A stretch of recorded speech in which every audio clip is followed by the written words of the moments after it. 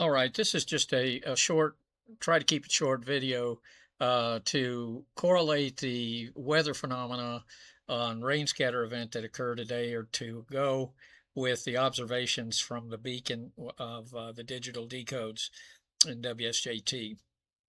So what we're looking at right here at the lower right is the interpreted or graphed SNR on the purple line of Al Ward's decodes during the local DFW event. And then the green line is the sync tone variations in frequency. And they vary all the way from down here nominal 1200, which is what it will normally be, uh, on a direct terrestrial signal, and then it increases. It has a slope up to a point and then a slope down, and then I would like to have seen what it did beyond this point to see if it uh, confirms a passing storm that's going away. But this looks like it's coming to us since the frequency is increasing. Now, the Google Earth map behind it here, this took some work to get these downloaded storm cell table data files. And I downloaded, this being the first time through, I downloaded 48 hours. Now realize I don't need anything that granular or that much, let me put it that way, that vast. But what you're seeing here over in the far left is every 10 minutes is a file that represents the radar summary. The radar enabled stations are have little yellow push button pins on them, except this one down here. And so you can see KFWS here near Burleson at Spinks Airport, and you would see more if I zoomed out. But anyway, those are the sources for the data. And then we have a slider bar up here that can take us through time. And so if you'll observe down here in Al's chart, he's down around 23. These are about 10-minute segments based on the jump here. So maybe a little less than 10 minutes. So let's say 23:20. And then up here, this is not in military time, but I'm at 23:14 right here. And so as I advance the slider, there's 23:22. And there's 23:29. And there's 23:33. Let's get back to the chart. 23:33, we're starting to get an increase here. Well, it's more like over here. And then when we can get to 23:35, we've reached about the maximum that was at least recorded. There's 23:35. So at that point, as far as what we have in the way of recorded data, we had a maximum value right there of, well, it's not quite peaked out, but it's better than -5. Guess we could go to 2340, 33, 35. It's hard to slide this. There's 41. So that's about close as I'm going to get it at the moment. And you can see it's just about directly on the line. I think that if we had a little more data, we'd probably find that it actually increased or kept the same. And as we move forward, here's 50, 2350. And there's 52. And there's 58.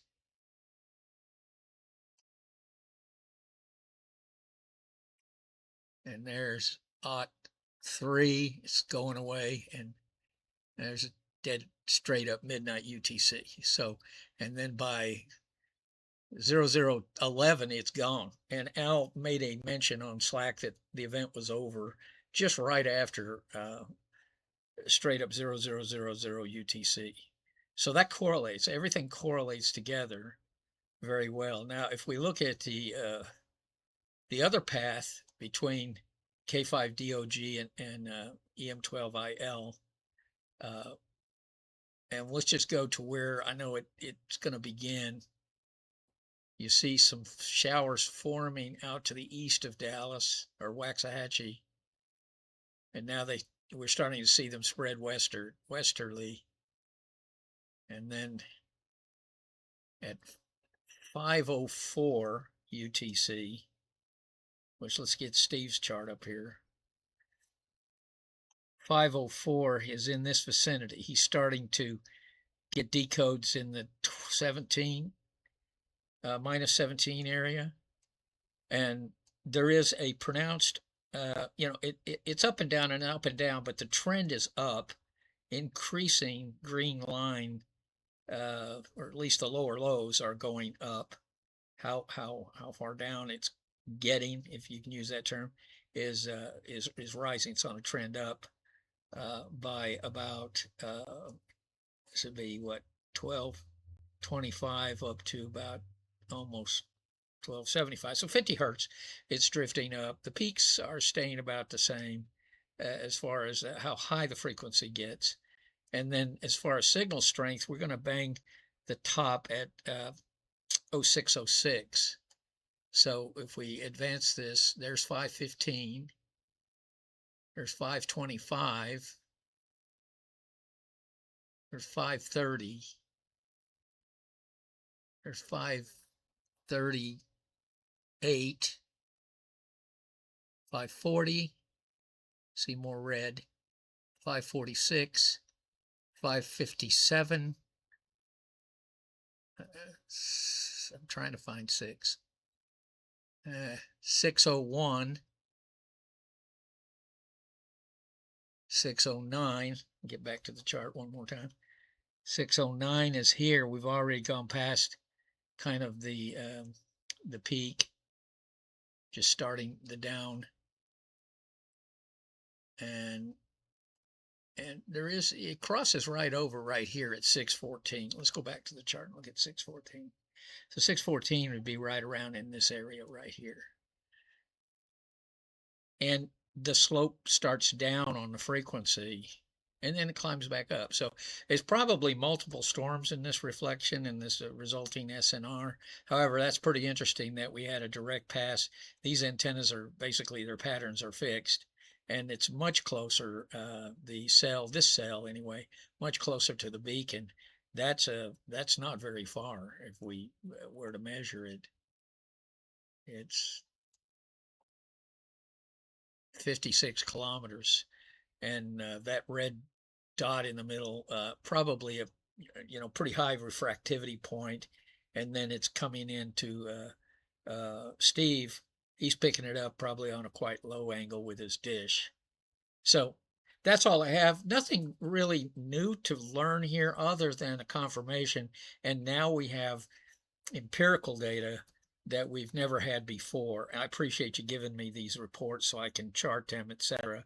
And we can learn some things. I guess the next step here for me is I want to understand the antenna patterns a little bit better, especially the slot array, as to how high it's radiating, and if it's got a null on the lower angles. That would be something interesting to know and possibly confirm. And that's all I have for today. Have a great day, guys.